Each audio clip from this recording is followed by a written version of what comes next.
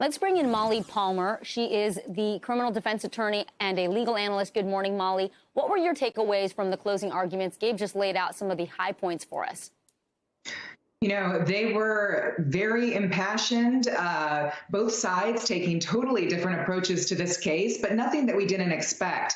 I think one of the most intense moments was when the prosecutor, I guess, mimicked Kyle and held a gun up to the jury. I think he was trying to be evocative of the fear that maybe the victims felt in this case, but I think that it put everybody a bit not in the most comfortable situation. And then I thought the comment from the defense lawyer regarding Jacob Blake was also a bit incendiary. I think that if you have jurors who maybe have sympathy for Jacob Blake and those that were protesting in Kenosha leading up to Kyle Rittenhouse's arrest, that type of commentary did not necessarily go over well.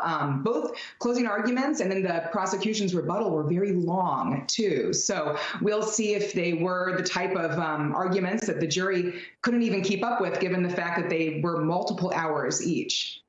Interesting. The judge threw out a misdemeanor gun charge, but he will allow the jury to consider some lesser charges. Talk about what those charges are, Molly, and how do you think that changes this case? Well, with the misdemeanor charge being thrown out, you know, it really changes the landscape of this case. And as you've explained, there was an exception to the misdemeanor count that basically said that if you have a rifle or a shotgun, it has to be short barreled to be illegal, or you have to be at least over 16. And because we know Kyle was 17 at the time and the state couldn't prove that the rifle was short barreled, the judge did not allow that charge to go to the jury. But we do have these lesser included offenses, right? So less serious offenses that the jury could convict on rather than what's in the indictment. In the indictment now we have 5 felony counts. But I think when you have an incredibly divisive case like this, that's incredibly polarizing, sometimes the jury compromises and they convict on those lesser included charges rather than convicting on the most serious intentional homicide charge. Molly, Rittenhouse is 18 now, but he was 17. He was a minor last year when these shootings took place. It's an important distinction.